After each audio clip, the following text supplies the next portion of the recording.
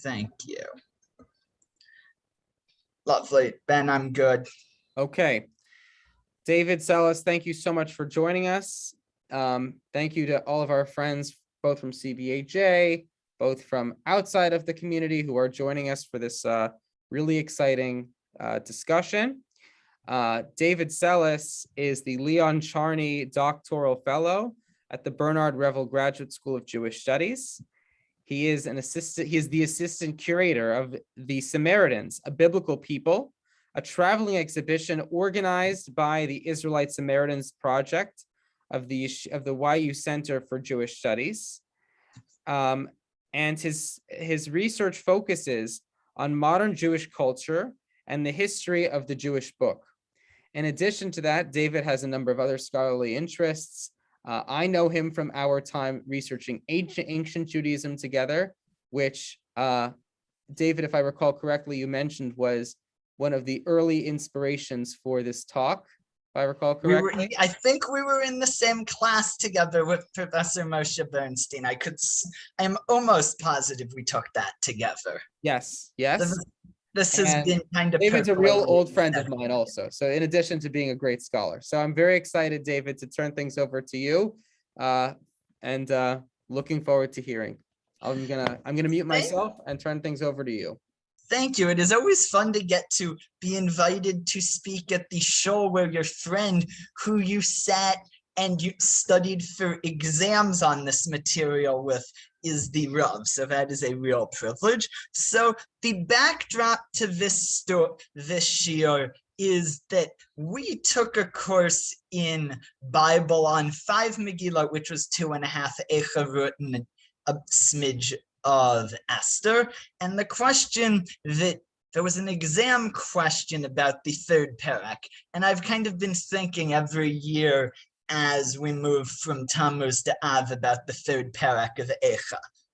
And then I had a few friends write different articles about it, and we all kind of realized that what we're all thinking about is much less keynote and much more what to do with this one parak that I think theologically is far more radical than we want to admit it is. And certainly it's far more radical than Chazal led on, given that they spend much of their time walking back everything in Echa in the Midrashim. So I want to start with this image because I'm a manuscript person. They are fun and interesting and can tell you a lot.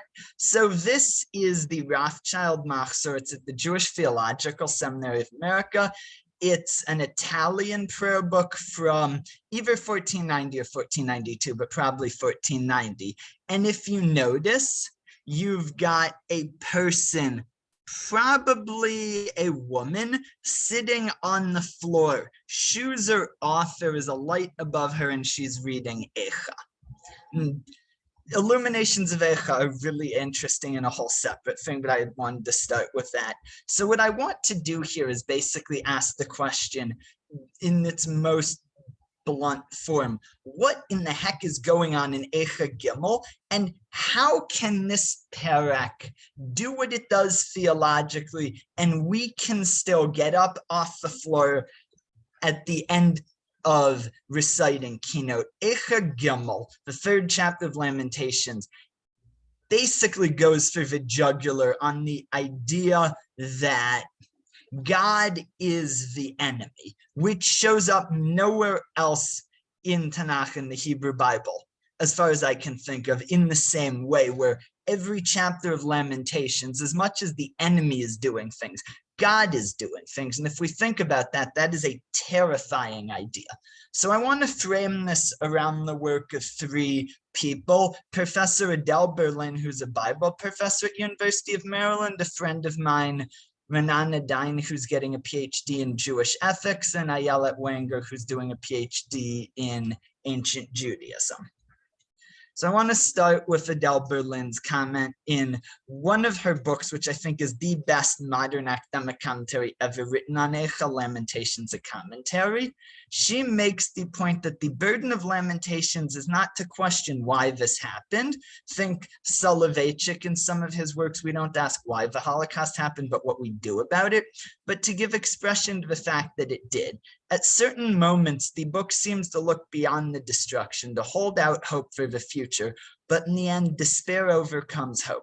Past and future have little place in the book. It centers on the present, the moment of trauma, the indeterminable suffering. The book is not an exploration of suffering, but a recreation of it and a commemoration of it. So I want to zero in on a couple verses from the 3rd chapter. I'm going to read a bit of them in Hebrew, but there is a translation. So where I took the title from is this recurring tension in the 3rd chapter. Is there hope? Is there not hope? Is there the possibility of divine forgiveness? Will prayer be successful? And if you look at it, there's this very tightly played out tension. So for example, looking at verse 21 of Zot Ashiva Libi al Kenochilo, this do I call to mind, therefore I have hope. What is the this? You could read it referring to a prior verse or to verse 22. It's actually a little ambiguous. So assuming it goes on to the subject of verse 22, what's the reason for hope? The kindness of the Lord has not ended. God's mercies are not spent. There's just one little problem. In the prior chapter and in the chapter that comes after, the destruction isn't being done as it's described actively by the Assyrians. The enemy is, think if you've seen the movie Dunkirk, the Germans are there. You know what they are doing. They are in the background. There is not, you don't see a single German in a 2-hour movie. You know what they are doing, but they aren't there. That is almost Echa. You know what the Assyrians have done, are doing, and will doing, but they don't matter. What matters is that God lets them do that. And that, I think, is a terrifying idea. So moving down to verse 24, Chalki Hashem amra nafshi al ken ochillo. Pay attention to the stuff I put in different colors. It's going to keep coming up. The Lord is my portion, says the author. I say with a full heart. Therefore will I hope in him. But let's go just a bit later, and the author is going to try and play out this tension of God can't do this. God is good. This is against the rules of the theology of the Hebrew Bible, and God does this. And it's a really, really interesting, messy place that, if you really follow, is the key turning point of the 3rd chapter. So you get these, each set of verses, it's a triple acrostic. And each of them has a specific idea it's trying to get across. Here it's, no, I don't care that the text 2 verses ago, or a chapter ago, said God is the enemy, God is doing this, God is good. This is not the way the game is played. But it's a very different tone than everywhere else in Tanakh. So for example, verse 25, Tov Hashem lekovav l'nefesh tidrashenu, the Lord is good to those who trust in him, to those who seek him. Tov v'chil v'dumam l'tshuat Hashem. It is good to wait patiently till rescue comes from God. And then skipping to verse 29, Yiten ba'afar pihu ulai yesh tikva. And I think out of everything in Lamentations, and the imagery in the first 2 chapters is frankly brutal. It's people not just being killed. The real brutality of a siege is never the attack. It's never the siege. It's always the result. So starvation, and then when the besieging army breaks through is the real brutality. But the descriptions are frankly brutal. But I don't think that compares in terms of just devastating to the 3 words in blue. Yiten ba'afar pihu ulai yesh tikva. Let him put his mouth to the dust, there may yet be hope. And the rabbis see this, and the best way I can put it is they have a fit. they do not know what to do with it, because that might be one of the most devastating lines. Well, other than that, the last line of Echa is the actual most devastating line of the entire text, just that the way we read it liturgically, you miss it because the rabbis do not think that this is how the book can end, which we're going to get to. So they get, there may yet be hope. Are you kidding me? All of this and really is what we're going to have. So a piece in Tractate Chagiga, the Babylonian Talmud, which has a lot of really intense theology playing out. Rabbi Ami kimate lahai krab b'chi yiten ba'afar pihu ulai yesh tikva. Amar kulei hai ve'ulai. When Rabbi Ami reached this verse, he cried, let him put his mouth in the dust, perhaps there may be hope. He said, a sinner suffers through all this punishment and only perhaps ulai yesh tikva. Come on, God, you can do better than that. And this is part of a series of kulei hai ve'ulai verses, where you get a fairly someone read a verse, they cried, answer all of this punishment and only. And it's a hanging question. It's an unanswerable question. All of this happened and only. It's not an answerable question. And if you pay attention really carefully to Echa, it avoids the question. The implicit piece behind Ulai Yesh Tikva is, God, do something, end this. But the text just doesn't let up. God, unlike almost every other book of Tanakh, with the exception of Esther, which is its own complexity, God says exactly nothing in the book of Lamentations. The entire book is addressed to God, and there is no dialogue. God, even say the book of Ruth, where God doesn't have a single line of dialogue, God does a thing. Namely, God causes a pregnancy. But in Echa, God is almost there. A friend had the metaphor of it. It's God is out beyond the ocean. God is there. God is inaccessible. The rabbis imagine it as the temple's being destroyed. God basically retreats to a place where the angels can't go, and the angels say, God, what are you doing to your temple? And God says, silence, leave me or I will return the world to darkness. This is my decree. Where God is almost pained by what God is having to do, which I think is just wild. And the fact that the rabbis are willing to go for that imagery, I think says a lot about the way they read Lamentations. Namely, as much as it is painful for us, I don't think the rabbis really knew what to do with it beyond taming it. Because I think the theological implications of Lamentations untamed are simply not something that allows you to have a continuing theology that makes Judaism work. So I want to see what the text says of normative theology of God. So source 4, and we're going to start skipping in a little, of Kilo Yizanacha La'olam, Hashem ki imhu gaverichem karov chasadav, Kilo inami libo vayageh b'nei ish. Great, this is the way God is supposed to act. God doesn't reject forever, afflicts and pardons in kindness, does not willingly bring grief, except that this is exactly what God is doing. The irony of the 3rd chapter is every theological assertion that God doesn't do a thing is exactly what God does. So, but there's one really interesting thing hiding in verse 37. I want to just look at verse 36 and 37. La'avet adam berivo Hashem lo ra'ah, to wrong a man in his cause, in his quarrel. This the Lord does not allow, permit, choose. Miza amar v'tehi Hashem lo tziva. Whose decree was ever fulfilled unless the Lord willed it? Otherwise known as, how could this possibly have happened unless the unthinkable happened, that God has said, destroy the temple, which hiding in that, if you take what this really means, ironically, and the rabbis are going to famously do this in the Babylonian Talmud, is just as the destruction is decreed, so too that must mean that redemption is decreed. But that's a real jump from where the person saying this is. And then, just to not let up, most biblical books with sin have repentance.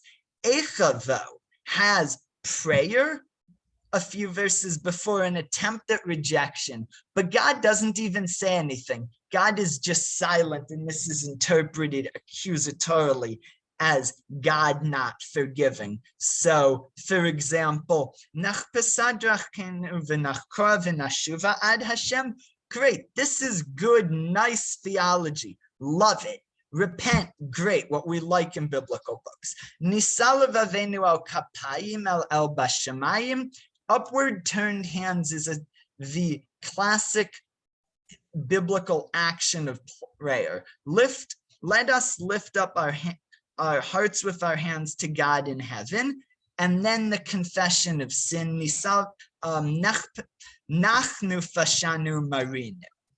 But the accusatory here, we have sinned. Atalo salachta. You, God, have not forgiven. And now I'm going to jump to the 5th chapter to play out what I think is really interesting, which is the way the book ends. And I've intentionally, if you're notice, I've done one thing. Normally, we will go back in synagogue and read verse 21. It's the end of a book. What I wanted to show is how Lamentations ends without that liturgical move. So watch for the juxtaposition, and this is, I think, the crushing part. Ata Hashem la'olam teshev, kisacha l'dor vador. You, O Lord, are enthroned forever. Your throne endures through the ages. Lama lanetzach tishkachenu ta'azvenu la'orach yamim. Why have you forgotten us utterly, forsaken us for all time? The eternality of divine kingship is juxtaposed to the apparent eternality of divine rejection as experienced by the person witnessing the destruction. And then the familiar verse, Hashivenu Hashem elecha v'nashuva chadeshemenu kekedem, renew, take us back, O Lord, to yourself, and let us come back, renew our days as of old. But the kicker is 22. Adele Berlin imagines this is just trailing off. For truly you have rejected us, bitterly raged against us. So, taking the way Adele Berlin reads this, and kind of Professor at YU, Professor Moshe Bernstein, and Adele Berlin's 2 readings of Eicha is really what is lying behind how I structured this. So taking how they read it, you, God, are eternal. Our experience of your rejection is eternal. Take us back, but why have you eternally rejected us? And that is just devastating. So I want to actually skip a bit and then come back, which is Adele Berlin's closing comment. The last chapter, and with it the book as a whole, failed to provide the comfort that has been sought throughout it. The book thereby remains a perpetual lament commemorating inconsolable mourning, which is basically to say, any attempt at moving past the destruction in Eicha spectacularly fails. There is no comfort provided. The best we get is ulai yesh tikva. Perhaps there is hope. And if you were sitting watching the temple burn and what you have is perhaps there is hope, you don't have anything. But it is not possible for Eicha to end with apparent experienced eternal divine rejection. If that's the way Eicha ends, the game is up. Judaism ends the minute the temple burns. But that's not the way it works. So the question becomes, in theory, if we're going to say Adele Berlin is right, and I think she is, that Eicha itself in the biblical text cannot provide any form of consolation. We somehow get up off the floor, Tisha B'Av ends, and we keep moving on.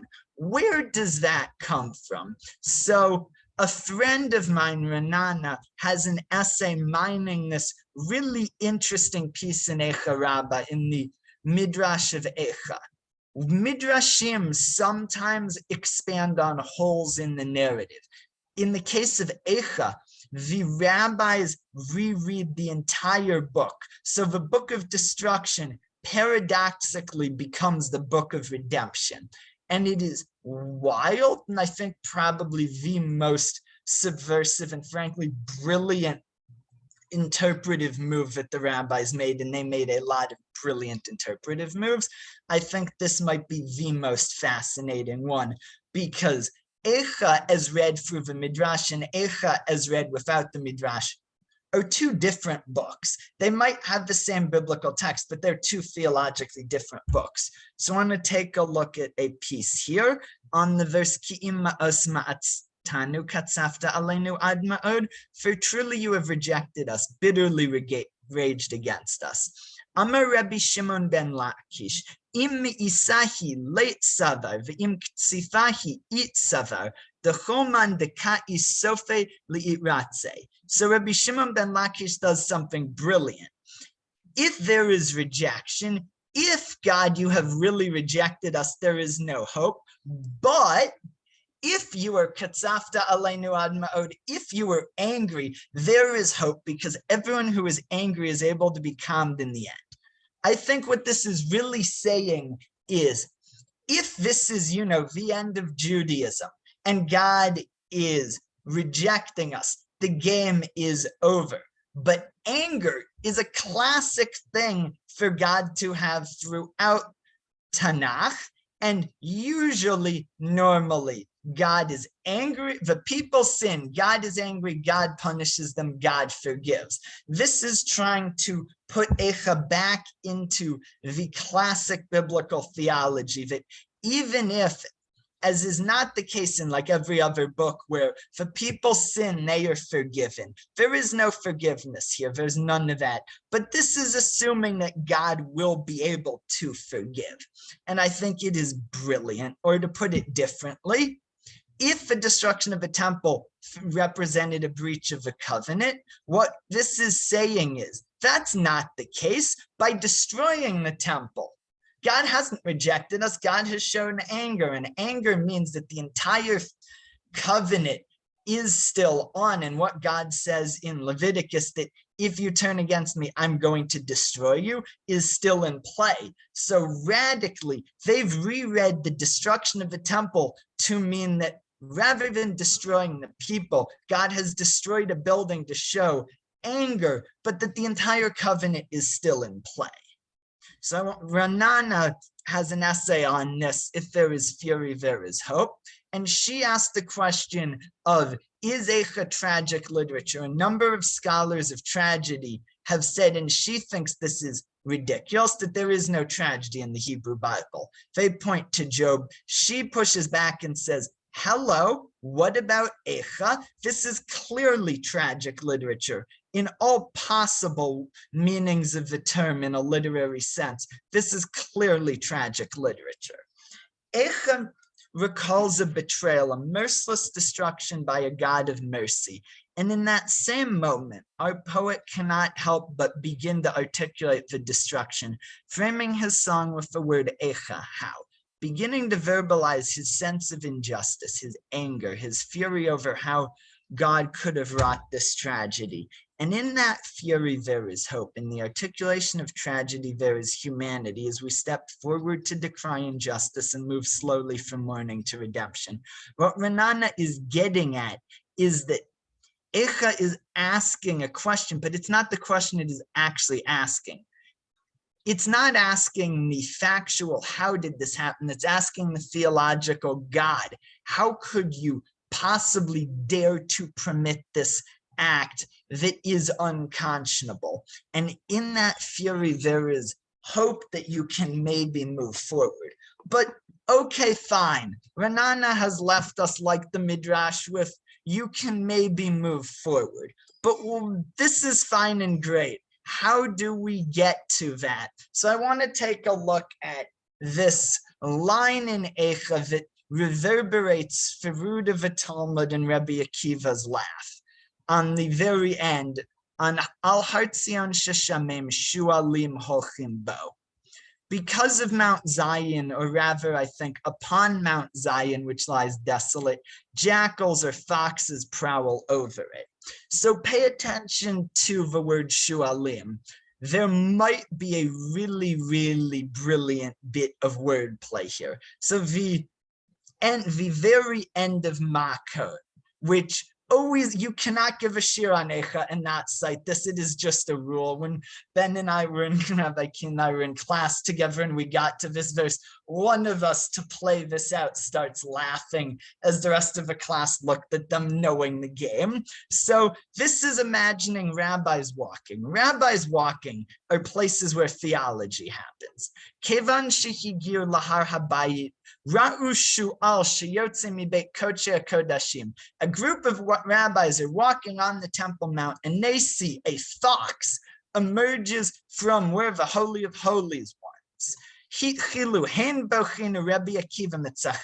They start crying because the temple's destroyed. There are foxes prowling where the priest used to offer sacrifices and seek atonement.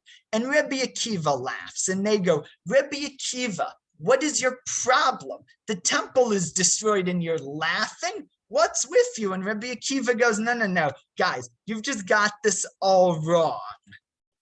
That what this really means, that what they say is this of the Hazar HaKarev Yumat in Numbers, that the foreigner who comes to this point will die, and foreigners have done it and they didn't die. And Rabbi Akiva's just like, no, you're missing the point here. And I'm going to, for the sake of time, move to the English. What Rabbi Akiva answers is history will provide hope. And he cites this prophecy from Isaiah. And what I really want to skip to is Isaiah 8, that the Od Yeshvus Kenimus Kenot Birchovot Yerushalayim.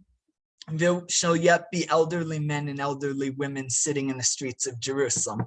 That God, he is imagining, Rabbi Akiva being the he, that God saying, I have my people who prophesied, and this is all happening.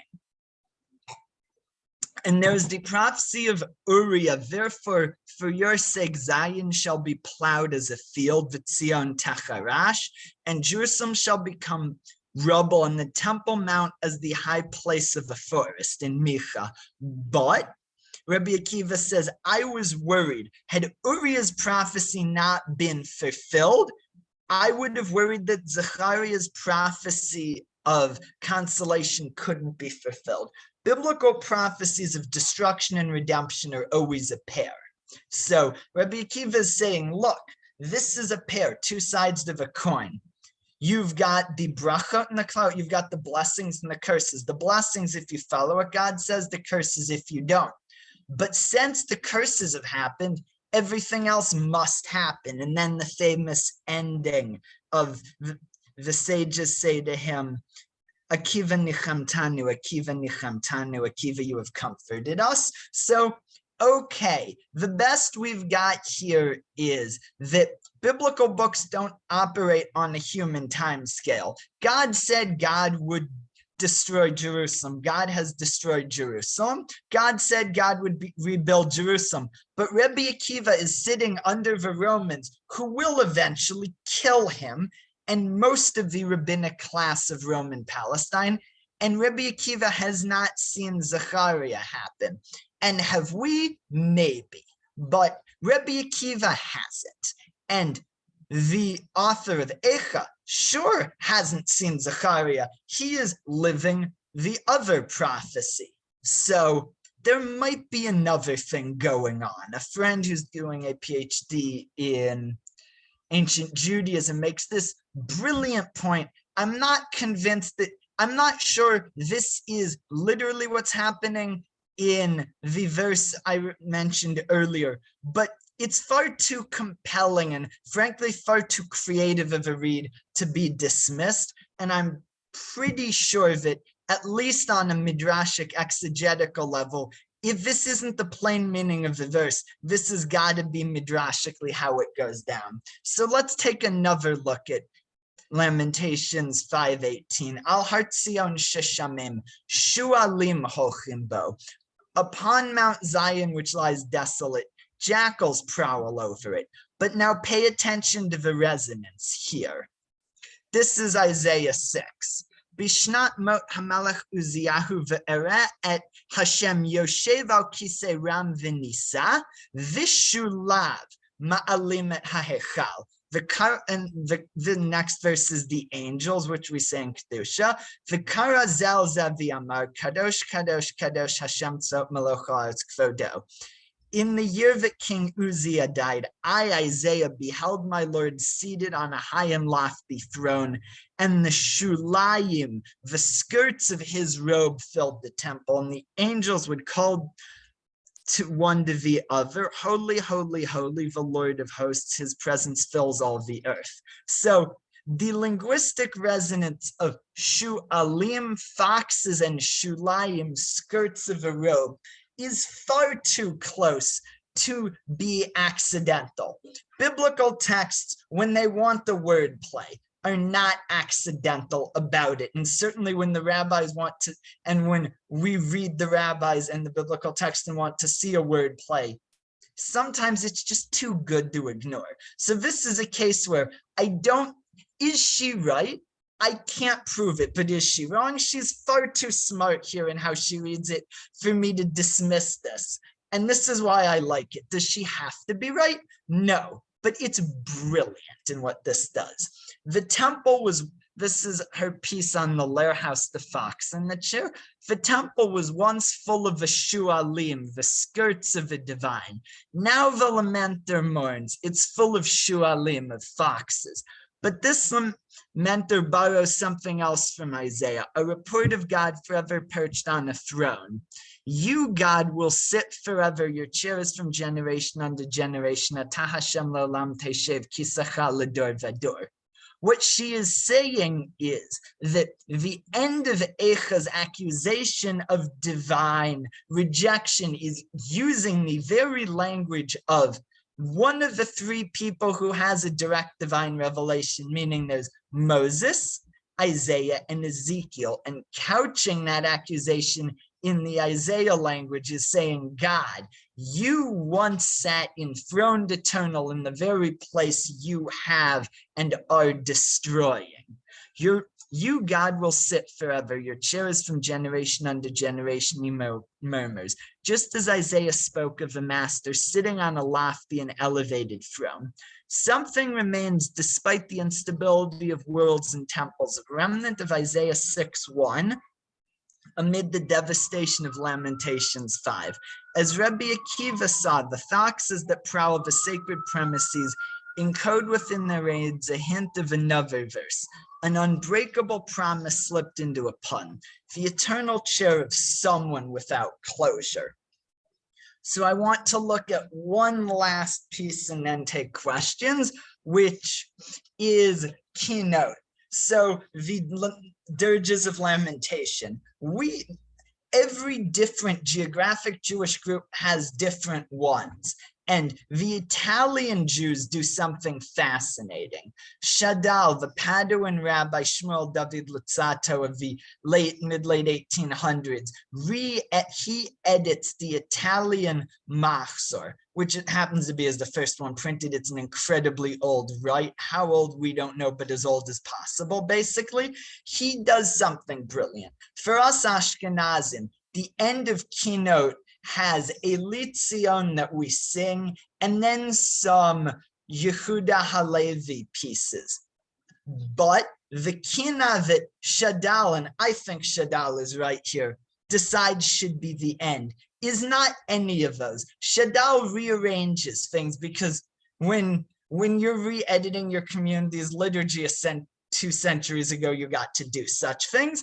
And he takes what happens to be one of my favorite keynote and moves its place around. This kina Eshtukad Bekirbi that juxtaposes leaving Egypt and the exile from Jerusalem.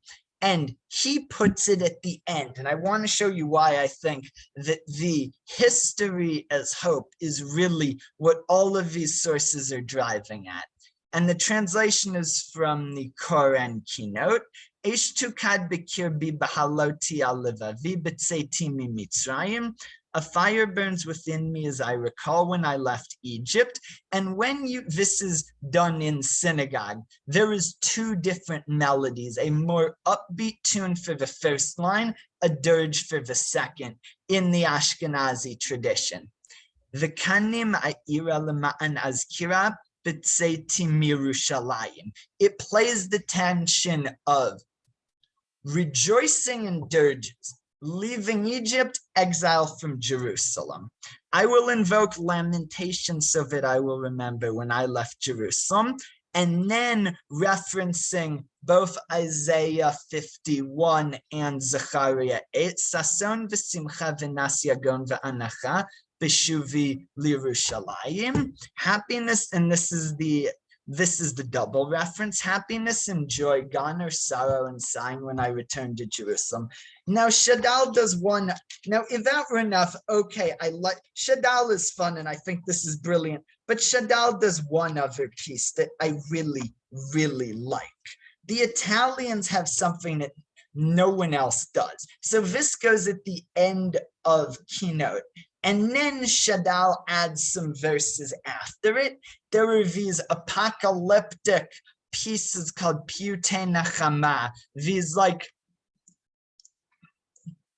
liturgical poems of consolation. In the middle of one, you get a line borrowed right from Isaiah 51 or mostly borrowed, Takum Terachem al Yad Menachem, arise, get up, on the hand of Menachem, of the Comforter. And Shadal adds a Hebrew instruction, Umiyad kamim mi'al haritzpah. Immediately you read this, Takum Trachem, arise, be comforted. The entire congregation stands up. You've hit Chatzot, you've hit the afternoon, the morning is over.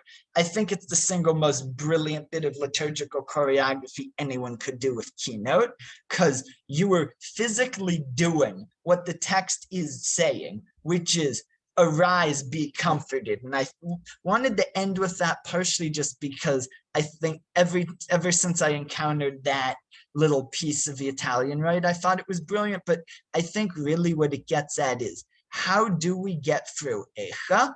We don't really. If we're brutally honest, the day has to end. And the entire thrust of the keynote is getting us to halachic noon. The day has to end. Eventually, whether we can theologize our way out of this or not, and I'm still not sure we really can get out of it. This is not a solvable theological problem, but the rabbis basically solve it by a mix of saying, look, biblical history operates not on a human time scale, but on something longer. So we might be Uriah, or we might think we are maybe living in the time of Zechariah, but neither could see the other. And so ultimately, you get up, history continues. And I think there's something really, really powerful about saying, maybe we can't, after trying to set this theology up, maybe it doesn't work. And the day continues. Whether we theologically have a reason that we get up, or just you can't keep mourning. And I think really what it is what the rabbis say elsewhere. So for example, in Sota, which is, look, you can't mourn the temple. Eventually, you have to get up off the floor and continue with your life. But maybe you leave a little part of your wall unfinished, or you leave something off of the feast. And I think there's a real brilliance to that realization that if we let mourning for the temple be all consuming, we would never get up off the floor, but that's not the way people work. Whether we can theologize our way out of it, or I think really what does it is, there are problems you can't theologically solve. And sometimes those are solved by just time passes, we get up. So I hope that provided an interesting, hopefully thought-provoking, maybe this works for you approach to how do we deal with Eicha, this biblical book that if we really take it seriously is terrifying. And that was only chapter 3 in how it imagines God. And as it were, we kind of wrestle the demon back into the box of the normative theology of the rest of the Bible. And somehow we end Tisha B'Av with the normal theology by the day after. And I think there's something really profound by that. And then with one last thing, I think the real end of history is hope is what's encoded in Zechariah 8, which you get a faint echo of on the high holidays. When the Chazan, the prayer leader, has their prayer that is basically asking for permission to go before God and that they are not worthy, the Hineni. There's this little line that you almost overlook, the ha'emet v'hashalom ahavu v'al yehishum michshol b'tfilati, using Zechariah 8, that let people love truth and peace and let there not be stumbling for the prayer leader. And that takes us from Tisha B'Av to Rosh Hashanah to Yom Kippur. And I think that's really what we do if it is. We don't have the answer. We kick it down the line for about 2 months, and Yom Kippur comes and we are forgiven. And I think that's really how this works. There might not be an answer, but we can live with the question, and we kick the question down the line until we remind ourselves of it right before Musaf on the high holidays. Thank you very much. Would love to hear your questions. Yasher Koach, David, thank you so much for this really wonderful talk. I think that I really gained a lot from the experiencing the duality between, on the one hand, realizing that some tragedies, there is no easy theological answer. And on the other hand, we do still try to move on. We do still try to look for a hopeful message, even if it's not from that immediate aftermath. But so the floor is now yours. David agreed to stay for questions, and he's well prepared.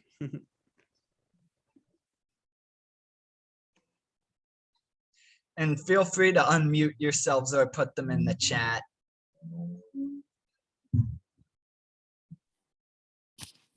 Okay. So Yep. thank you very much for a magnificent My talk. pleasure. My head is whirling. It sounds to me like when all is said and done, that Tisha B'Av is more of a process. To process, we have to go through from beginning to end. And each one of us is going to experience it in a different way. We're all going to read the same prayers. We're all going to read the same history. We're all going to hear the same terrible things that happened. And we're each going to mourn in our own way and go through the entire process. You can't skip anything. And then little by little, la'at la'at, as the day progresses, then we come back to ourselves and we say, all right, this happened. And now I feel myself going toward the solution and away from the sorrow. And just like history teaches us, because you said that the history is very important as a pattern, we're going to make it through. Yeah, I mean, I think it's very much individual. For me, as someone who does medieval and early modern Jewish history, Tisha B'Av is, well, a medievalist, Tisha B'Av gets interesting as the day where the thing I connect to the most might not actually be Eicha. It's the kina that we say over the burning of the Talmud as someone who works with manuscripts and spent some time in the areas that were the medieval Jewish community. That one hits much harder, but everyone goes through it differently. And I think a lot of it is at some point, you just get up off the floor. Anyone else have questions, comments?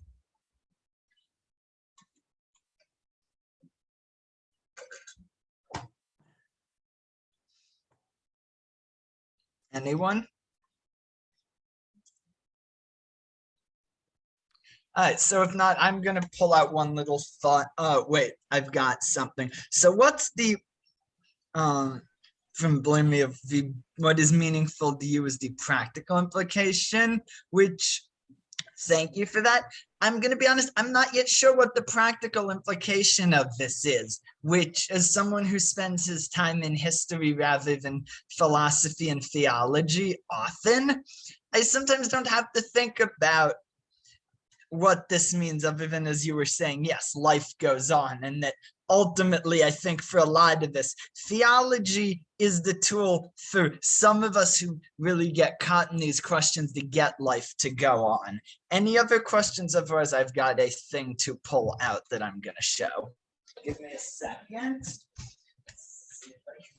See if I can do this without destroying this. So because I have it, I may as well just show it if no one else has questions. And which, with the caveat that the way I'm about to do this is the worst possible way to show a book. I just don't have any other easy setup. Do not do what I'm about to do. It is bad for books. But can everyone see this? Can you see that?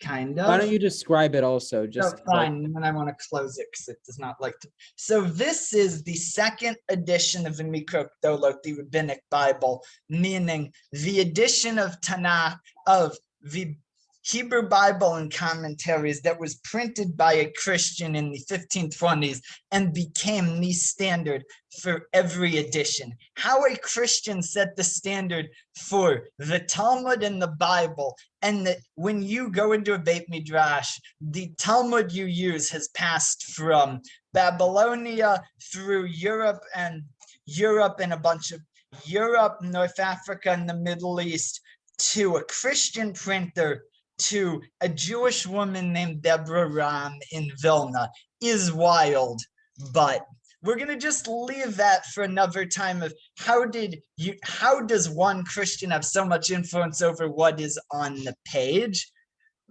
That would be another hour, and I'll have to come back and do that. But this, it's the second Mikra edition. You've got inside of it, you can't really see it as well. There's no great way to hold this up. You've got Rashi and Ibn Ezra and Onkelos on around the text, and then the Targum. And you can't really see it and actually need to close it so that this doesn't break on me. But the Targum of Echa, so this is, I should have backed up. This is Venice 1524 to 1525. The first printing as what we call a rabbinic Bible, so Rashi, the medieval commentator, plus the biblical text, plus the Aramaic translation, is this Christian Daniel Bomberg in the year 1517 to 1519. And what's really interesting is, usually Targum, the Aramaic translation, is linear, meaning it's short. But when you look at Echa, it's not short. Before the Targum even gets to a single verse of Echa, there is a full page of basically history and conciliatory stuff and everything but a translation. So you've got this literally, and you can't really see it. I just don't want to open this much because otherwise the binding's going to split in half. There's this entire piece that is just backstory to the text, which is kind of for another time, but this really interesting thing where rather than just start with Echa Yashva, alas, or how the city that sits alone, the Aramaic translation, which was the spoken vernacular in Babylonia, has this whole theological backstory and all sorts of stuff, starting with Jeremiah, which I think is really interesting, and I think really hints it, that this history as hope game is really, it's being played in the Second Temple period.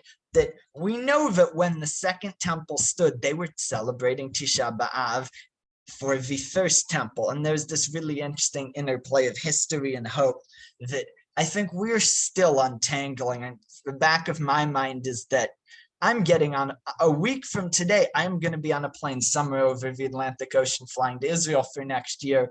And that Tisha B'Av in Israel is this really interesting experience because much of a city is rebuilt. Is the state messianic is not a question I even am going to touch with a 2,000-foot pole, but that you've got this rebuilt state, and yet you don't have the temple. You've got so many other things not, right? And so there's this very, as much as history is hope, you get this other really interesting tension of so much of our reality feels like Zechariah, but it isn't necessarily.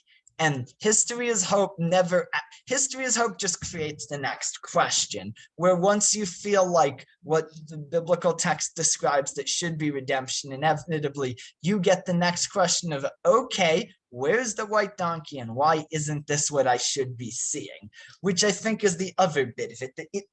It's never a question that has a period to it. It's a question that always has another question attached to it. Thank you very much. Yasher Koach, David, once again, thank you so much for joining us. My pleasure. It is lovely to be back, even if on Zoom. Yes, yes. And we will be sending out a recording in case anyone would like to view it again. And I'm going to be giving Rabbi Keen the links to the pieces by Ayelet and Renana that I mentioned, which are available online. Excellent. All right. Have a good evening, everyone. Thank you all so much. Yasher Koach again, David.